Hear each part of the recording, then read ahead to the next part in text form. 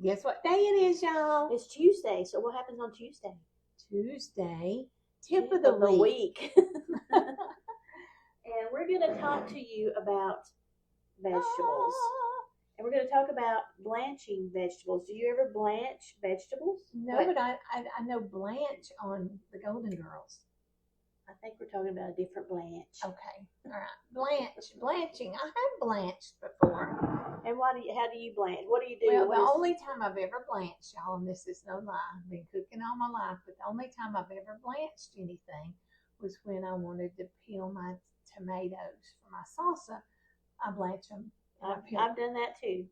Because what's happening is you take your vegetables and you put them in hot water, or put them in water and bring the water to a boil and let it boil for just a few minutes. And with tomatoes, you can't do it very long, because if you do, they become mushy. Yes. Because all you're wanting to do with tomatoes is just taking the skin off. Yep. But you can do it with your other vegetables too, with broccoli, or we were reading about potatoes. You can even do potatoes. It was talking about French fries for your potatoes, but other vegetables, you just drop them in and bring it to a boil, or just cook them at a high temperature for 2 or 3 minutes. Take them to the sink and drain the water off and put them into ice cold water. That stops the cooking process. Yes. So that's how you blanch a vegetable. Now you may be wondering, why do you blanch a vegetable? What purpose does it serve? Yes, that's a good question. Yeah. Well, to get the skins off was one. To keep the color, the pretty green or red or whatever color the vegetable with broccoli. is. Yes. Like with green beans. Yes.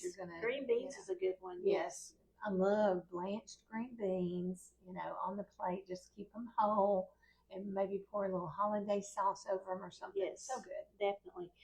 You also, if there's any bugs or critters or things, it kills any enzymes, gets all the stuff that you don't want on your vegetables off. It's kind of like, all the pesticides and things that they're spraying on our food nowadays.